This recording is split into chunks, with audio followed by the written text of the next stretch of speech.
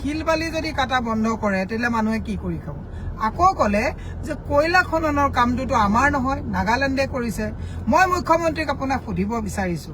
Double ইঞ্জিনৰ চৰকাৰ কেন্দ্ৰত আপোনাৰ চৰকাৰ আছে ইয়াত আপোনাৰ চৰকাৰ হৈছে নাগালেণ্ডে যদি বিধ্বংসী কাৰ্য কৰি অসম নষ্ট কৰে তেতিয়াহ'লে গৃহমন্ত্ৰীৰ লগত কথা পাতি পেলাই বা আপোনালোকে ডাবল ইঞ্জিন চৰকাৰ কেন্দ্ৰীয় চৰকাৰৰ লগত কথা পাতি পেলাই তে আপোনালোকে এটো বন্ধ কৰাটো আপোনালোকৰ নৈতিক দায়িত্ব নহয় নেকি মুখ্যমন্ত্ৰী হিচাপে কাম কৰিব দিছে কি সেলফি কৰাটো বাদ দিওক আৰু এই সেলফি লগত এগালমান পুলিশ লৈ লগত এমএলএ কিটাৰ ভেৰনিয়া কিটাৰ লগত লৈ সেলফি উঠাৰ পৰিৱৰ্তে সঁচা অৰ্থত সততাৰে কাম কৰক অসম ৰক্ষা কৰক এই নাগালেণ্ড সাগালেণ্ড বাংফুলিয়া কথা কৈ পেলাই অসমখন ধ্বংস নকৰিবৰ কাৰণে মুখ্যমন্ত্ৰীক দাবী অনুৰোধ জনাইছো নমস্কাৰ উজনিলে গৈ আছো গাড়ীতে লাইভ দিবলগীয়া অৱস্থা হৈছে কাৰণ আমাৰটোতো আগতে আপোনাৰ ট্ৰাকত মানুহ পঠাই দিব নোৱাৰো আগতে গৈ পেলাই জেচিবি দি ৰাস্তা কাটি দিব নোৱাৰো আমাৰ হোৱা আগত ৰিলিফৰ গাড়ী গৈ আছে আমি শিশু খাদ্য বা বিভিন্ন বস্তু লৈ গৈ আছো দুটামান কথা নকলে নহব মুখ্যমন্ত্ৰী মহোদয়ৰ আমি যেহেতুকে ৰাজনৈতিক ব্যক্তি আমি ৰাজনৈতিক কথাবিলাকৰ উত্তৰ আমি দিবই লাগিব মুখ্যমন্ত্ৰীয়ে যোৱাকালি এগৰাকী ভন্টিয়ে তেওঁক কৈছিলে যে মামা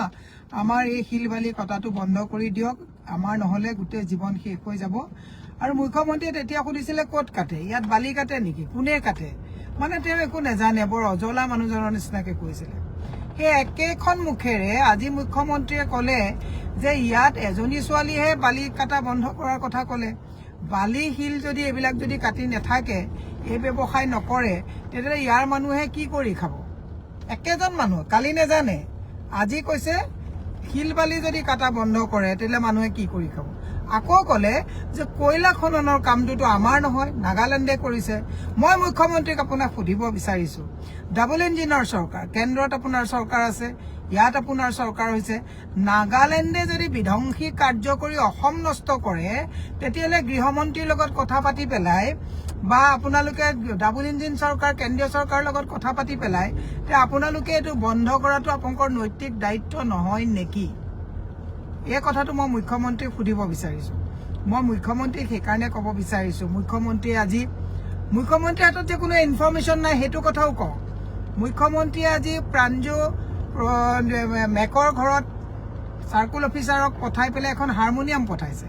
যিখন হাৰমনিয়াম আমি 3 দিন আগত দি থৈ আহিলো মুখ্যমন্ত্ৰীৰ হাতত কোনো ইনফৰমেশ্যন নাই এক নম্বৰত থাকিব লাগে টিআৰপিত থাকিব লাগে আমি কৈছো যে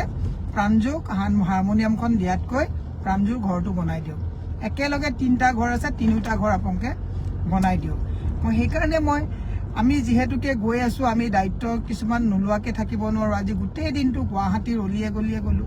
হাতীগাঁৱত গলো পাঞ্জাবাৰী পানী চাবলৈ গলো ৰুক্মিণী গাঁৱত গলো মানুহৰ কিন্তু শেষ প্ৰায় অৱস্থা এটা হৈ গৈছে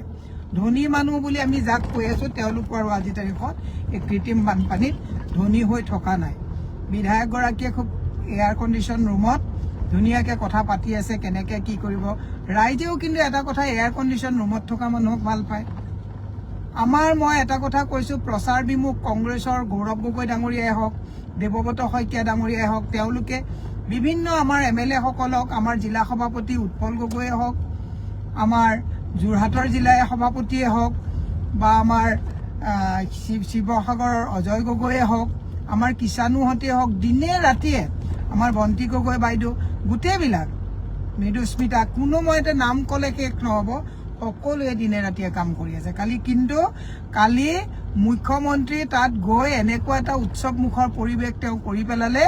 সবকা মালিক এক হে তাত একো যেন হোৱাই নাই মালিক গৈ পাইছেগে মালিকৰ কিটো হ'ব মালিকে 100 কোটি টকা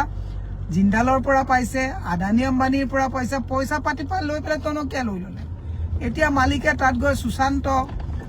বাৰুৰ নাম চাম নকওঁ সকলোৰে লগত লৈ পেলাই ফুচুৰি কথা পাতা আৰম্ভ কৰিছে লৰা ছোৱালীৰ মাজত দৰদ কৰিছে ধুনীয়াকে মৰম কৰাত মইনামেল পতা দি বহি লৈছে মই অভিভাৱক সকললৈ কৈছো যে আপোনালোকক নিথৰুৱা কৰা আপোনালোকক গৃহহীন কৰা কোনোবাই স্বামী হেৰুৱাইছে কোনোবাই পুত্ৰ হেৰুৱাইছে কোনোবাই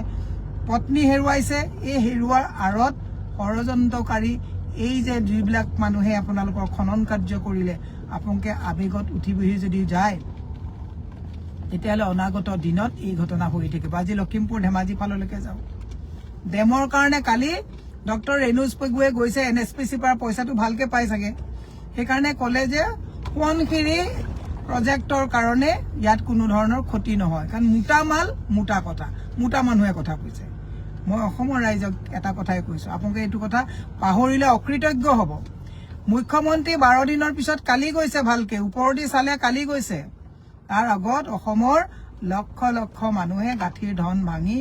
আপোনালোকৰ বেয়া সময়ত আপোনালোকৰ ওচৰত আৰ্তজনৰ ওচৰত দিনে নিশাই কাম কৰিছে বিভিন্ন ইউটিউবাৰ সকল বিভিন্ন মানুহ অকল ইউটিউবাৰ সকল বুলি ক'লেই নহ'ব বৰঙনি পাই সহায় কৰা আৰু বৰঙনি নোপোৱাকে নিজৰ ঘৰৰ গাঁঠিৰ ধন সহায় কৰা লক্ষ লক্ষ মানুহক ৰাস্তাত কিন্তু আপোনালোকে দেখিবলৈ পাইছে হাজাৰ হাজাৰ গাড়ী আমি ৰিলিফৰ ৰাস্তাত পাইছো পাহৰি নাযাব যে এজন চক্কা মালিক এক হিচাপে যিজনে 100-200 কোটি টকাৰ 1600 কোটি টকাটো নেশ্যনেল ষ্টেট ডিজাষ্টাৰ মেনেজমেণ্টৰ পইচা জমা থকাৰ পিছতো আৰু 100 কোটি টকা জমা লৈ লোৱাৰ পিছত একেবাৰে কেমেৰা চেমেৰা লৈ আপোনালোকৰ ওচৰত যাওঁতে আপোনালোকে যদি অসমৰ সেই হৃদয়বান মানুহবিলাকে আপোনালোকক কৰা সহায়বিলাক যদি পাহৰি যায় কালি দেখিছো দুজনমান মানুহে কৈছে আমি ক'ৰ পৰা আহিছে দবকাৰ পৰা আহিছে বেলচা লৈ দুখীয়া মানুহ কিন্তু বেলচা লৈ কিয় আহিছে জানেনে আপোনালোকৰ ঘৰবিলাক চাফা কৰিবলৈ মই মনতহে পেলাই দিছো আমাৰো অহা কাইলৈ যোৰহাটত এতিয়া আমি গৈ আছো অহা কাইলৈ যোৰহাটত প্ৰায় 10-20 বিঘা মাটিত কঠীয়া সিঁচা হ'ব কঠীয়া সিঁচি সেই কঠীয়াবিলাক দিয়া হ'ব আৰু তাত কঠীয়া ৰোপণৰ কাৰণে আমাৰ বিভিন্ন ৰোৱনীসকলক আমাৰ বিভিন্ন পথাৰত কাম কৰা মানুহসকলক আমি কৈছো সকলোৱে শ্ৰমদান কৰা আমাৰ বিধায়কসকলে বেলচা মাৰি আছে মই সেইকাৰণে মুখ্যমন্ত্ৰীক এটা কথা কৈছো এই সিন্ডিকেটৰ মেয়ল নায়কজন আপুনি নহয় জানো এই যে আপোনালোকৰ যে কোনোবা এজন বিধায়কে যে ৰাতি টৰ্চ মাৰি কয়লাৰ ট্ৰাকবিলাক দেখাই দিছিলে মোটা মোটা চেইনচিং পিনি পেলাই যে হিলবালিৰ সিন্ডিকেট কৰিবলৈ যোৱা সেইবিলাক আপোনাৰে মানুহ নহয় জানো গতিকে মই ৰাইজক এটা কথাই কৈছো ৰাইজে যেতিয়ালৈকে ডাঙৰ মানুহৰ কাষত গলে পাহৰি আত্মহাৰা হৈ সেলফি তোলাৰ তুহামুৎকাৰী মেৰুদণ্ড নাইকিয়া হোৱা কামবিলাক বাদ নকৰিব অসমত অসমীয়া ৰখাতলে যাব অসমত অসমীয়া ভগনীয়া হ'ব এই কথা মনত ৰাখিব নৰেন্দ্ৰ মোদী অমিত শাহে কৈছিল ভাইও और बहनों 5 साल दो हम बड़ा बड़ा तालाब बना के असम का जो बाढ़ का जो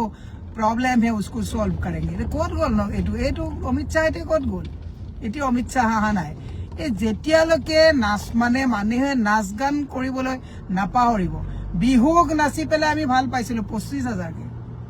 বিহু নাচি 25,000 টকা পাইছিলে আৰু আজি মৃত্যু হোৱাৰ পিছত ঘৰখন শেষ হৈ যোৱাৰ পিছত আজি 15,000 টকাৰ কাৰণে হাহাকাৰ হ'বলগীয়া হৈছে আজি বিজেপি যিবিলাক সদস্যৰ ঘৰত সাহায্যৰ সামগ্ৰী পোৱাৰ কাৰণে মাৰ খাবলগীয়া হৈছে A4 আসাম হৈ থকা নাই A4 এলাগি হৈ গ'ল এতিয়া A4 এলাগি আকৌ আহিব গামোচা লৈ পেলাই আজি জেপি নাড্ডা আহি আছে মই সেইকাৰণে অসমৰ ৰাইজক উজনি ৰাইজক এটা কথা কৈছো যে আপোনালোকে দিশহাৰা এইখিনি সময়ত আপোনালোকে যদি আত্মহাৰা হৈ যায় মুখ্যমন্ত্ৰীয়ে কিন্তু আপোনাক ইণ্ডিকেট কৰি দিলে শিলবালি চলি থাকিব খনন চলি থাকিব সিন্ডিকেট চলি থাকিব ৰিলিফ আহিলেতো বহুতৰ মুনাফা হয় সাহায্যৰ নামত স্কেনাৰ দি দিব সাহায্যৰ নামত পইচা আহিব সাহায্যৰ নামত কোটি কোটি টকা আহিব ইয়াত হৰলু কি হ'ব 1 লিটাৰ ফৰচুনা গৈ 1/2 লিটাৰ বালক তেল হ'ব কাৰ অসুবিধা হ'ব বহুত মানুহ ধনী হ'ব কিন্তু ঘৰ ভাঙি যোৱা মানুহবিলাকে 15,000 টকাৰ কাৰণে মামা কৈ নিজকে আৰু আত্ম বলিদান দিবৰ কাৰণে প্ৰস্তুত নাথাকিবৰ কাৰণে মই আপোনাক আহ্বান জনাইছো মই এই কাৰণে গাড়ীতে দিবলগীয়া হৈছে কাৰণ গোটেই ৰাতিপুৱা ঘৰে ঘৰে বহুত মানুহৰ ঘৰত গলো হাতীগাঁও ৰুক্মিণী গাঁও এইবিলাক মানুহৰ আজি তাৰিখত আজবাব একো নাই টুচক একো নাইকিয়া তাৰপিছত মই এই ৰিলিফৰ গাড়ী আগত লৈ পেলাই আমি এতিয়া যোৰহাট শিৱসাগৰলৈ আমি আহি আছো গতিকে এইখিনি সময় খালি সময় হিচাপে আমি ক'বলৈ বাধ্য হৈছো গতিকে মই বিশেষ কথা নকৈ এই চতুৰ যিজন মুখ্যমন্ত্ৰী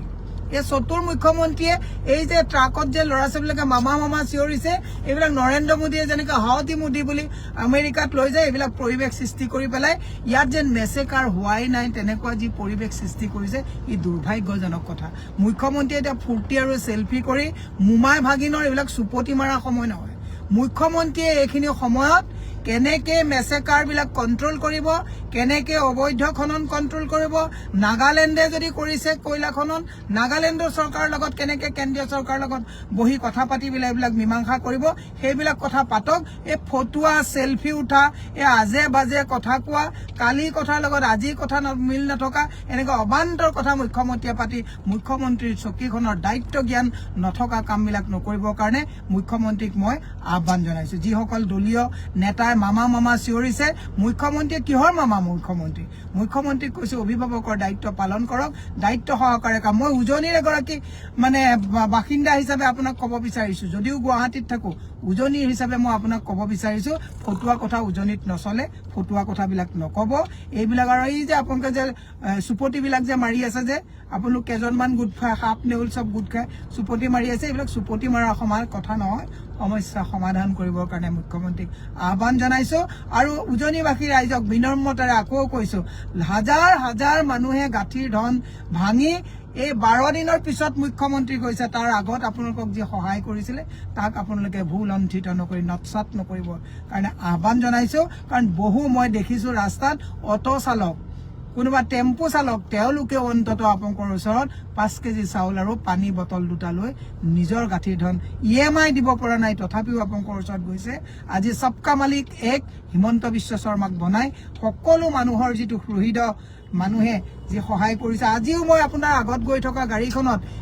মোক এখন নাৰ্ছিং হোমৰ পৰা আমাক 400 পেকেট চেৰেলেক, 400 লেক্টোজেন, 400 নেষ্টাম, 400 বেবীৰ কাৰণে বেবী ডাইপাৰ দি পঠাইছে। এই মানুহবিলাকৰো যিবিলাক মানে আপোনাৰ GNRCয়ে দিছে, এই মানুহবিলাকৰো যিটো আপোনাৰ মানে ত্যাগ, কন্ট্ৰিবিউশন, তাক নস্বাত নকৰিবৰ কাৰণে আহ্বান জনাইছে। আৰু মুখ্যমন্ত্ৰী হিচাপে কাম কৰিব দিছে। কি চেলফি কৰাটো বাদ দিয়ক, আৰু এই চেলফিৰ লগত এগালমান পুলিচ লৈ, লগত MLA কেইটাৰ ভেৰণীয়া কেইটাৰ লগত লৈ চেলফি উঠাৰ পৰিৱৰ্তে সঁচা অৰ্থত সততাৰে কাম কৰক, অসম ৰক্ষা কৰক। এই নাগালেণ্ড বাংফুলীয়া কথা কৈ পেলাই অসমখন ধ্বংস নকৰিবৰ কাৰণে মুখ্যমন্ত্ৰীক দাবী অনুৰোধ জনাইছো। ধন্যবাদ।